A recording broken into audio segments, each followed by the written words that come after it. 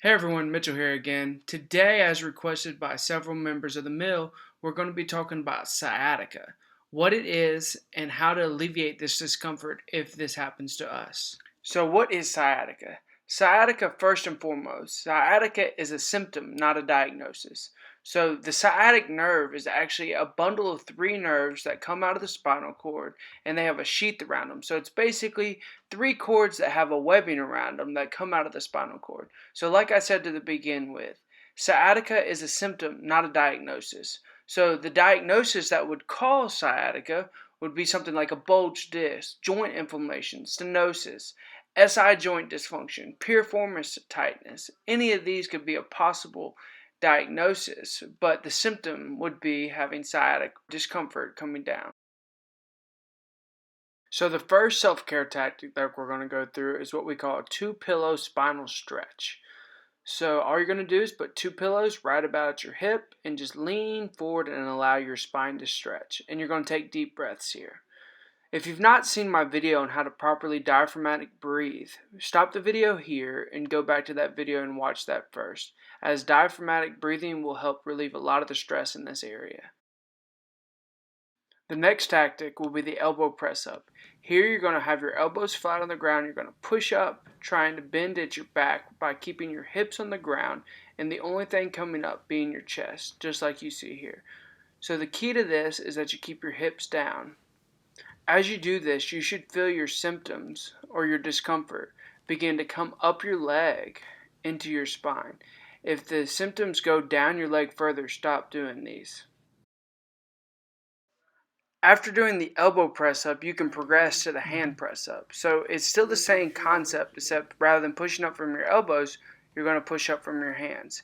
Here you're still trying to keep your hips flat on the ground and doing a press up. So it's almost like doing a push up without actually moving your legs.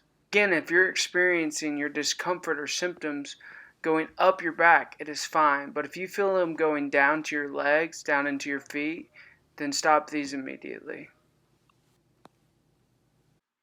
The next stretch is called the banana stretch. It's simple, effective, and easy to do.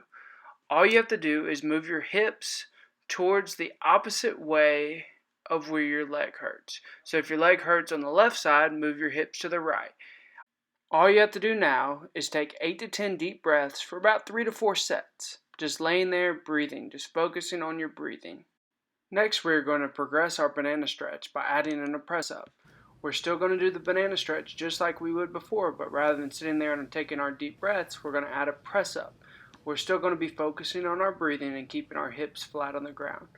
Again, just like before, if your discomfort starts going down your leg further, stop these immediately. Rather than doing our 8 to 10 breaths here, we're going to do 8 to 10 reps breathing for 3 to 4 sets.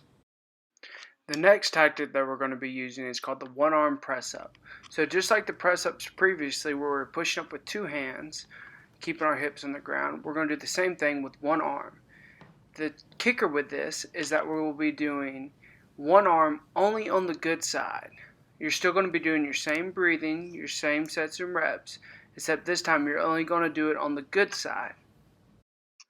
Next we have the 90-90 spinal stretch. Here all you're going to do is bring your hips and knees up to 90 degrees and rotate away from the side of discomfort.